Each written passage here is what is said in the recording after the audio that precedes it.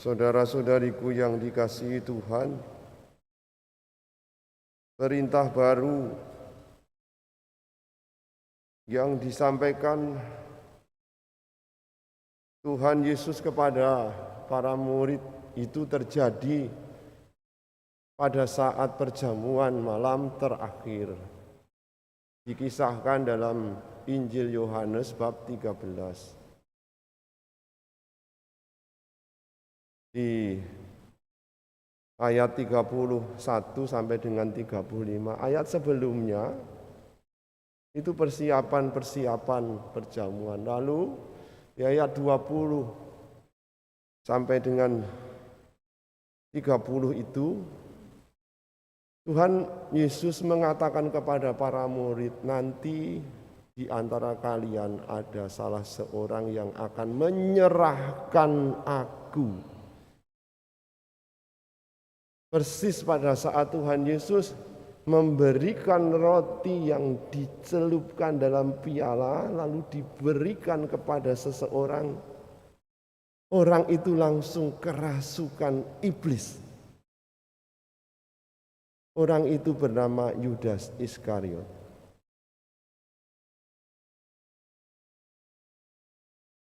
Di perjamuan orang-orang baik kok ada iblis?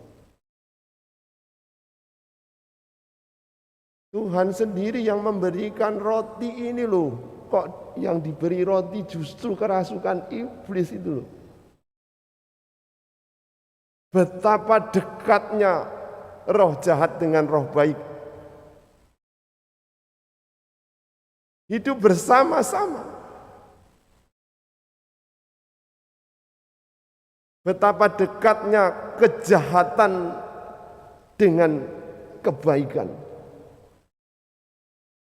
Betapa dekatnya kegelapan dengan terang. Dunia ini memberi contoh, habis gelap terbitlah terang. Disitulah.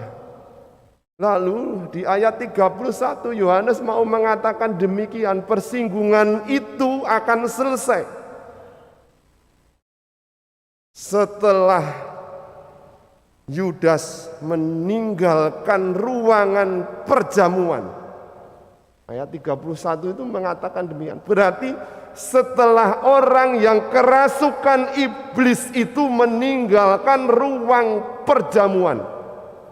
Setelah kegelapan itu pergi dari ruang perjamuan. Tuhan baru memberikan perintah baru. Setelah tidak ada aura kejahatan, pengkhianatan di ruang perjamuan itu, baru Tuhan memberikan mandat perintah baru. Perintahnya,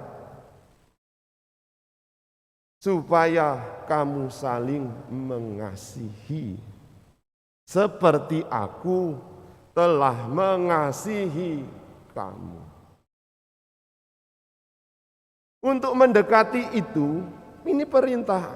Kan nenek moyang kita juga pernah memberi perintah itu. Kasihilah sesamamu manusia seperti kamu mengasihi dirimu sendiri. Nah, bedanya dengan Tuhan Yesus, supaya kamu saling mengasihi. Bukan seperti mengasihi dirimu, tetapi seperti Tuhan mengasihi kamu.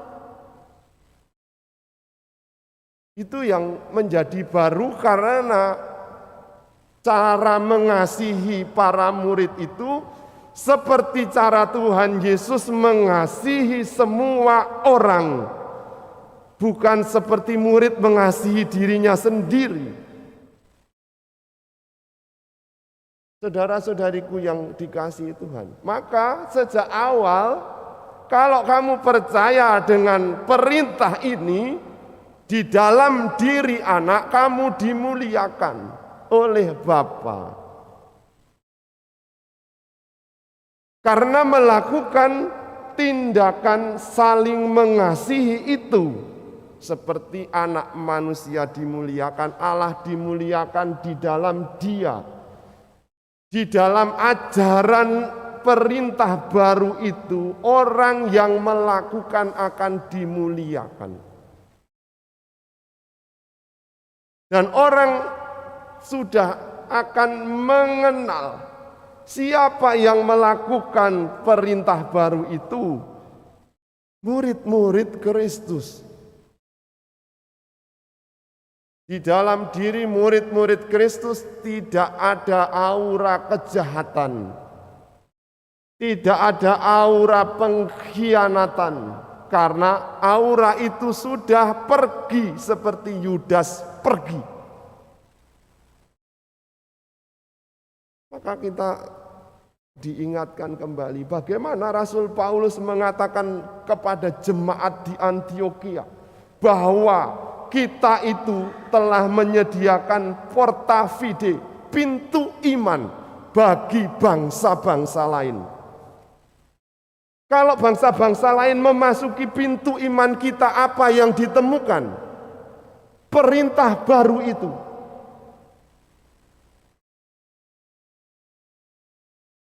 Di paroki kita juga orang yang masuk gerbang paroki Santo Aloysius Gonzaga ini juga langsung kena perintah baru supaya kamu saling mengasihi seperti aku telah mengasihi kamu. Umat di paroki ini adalah umat yang dikasihi Tuhan, yang merasakan kasih itu sungguh hadir dan nyata, bukan hanya dalam bayang-bayang ketakutan, bukan hanya karena susah lalu berdoa, mohon dikasihani. Tidak, ketika kita masuk pintu gerbang itu, kita sudah mengalami. Demikian juga pintu gerbang itu kita pasang ke pintu rumah-rumah kita. Maka kita akan ingat apa yang dikatakan Tuhan. Semua orang akan tahu bahwa kamu adalah murid-muridku jika kamu saling mengasihi. Kasih orang Kristen itu tidak diragukan.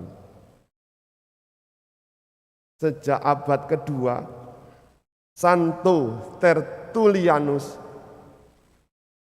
di gereja Awali, abad kedua itu 125 sampai 200 sekian. Gereja Awali. Bapak gereja ini namanya Santo Tertullianus mengatakan kepada orang jemaat di gereja awal itu dengan tulisannya apologi bagi orang Kristen. Mengapa? Karena di zaman itu orang-orang dikejar-kejar, dipertanyakan soal imannya, kekristenan. Dia menjawab begini, kasih adalah kemuliaan bagi gereja sejak awal. Jadi kasih itu menjadi kemuliaan gereja. Mengapa? Karena orang-orang Kristen itu hidup dalam kasih sayang satu sama lain. Di abad kedua itu sudah dikenal seperti itu. Nah, musuh-musuh mereka yang mengejar orang-orang Kristen perdana itu memperhatikan hal itu.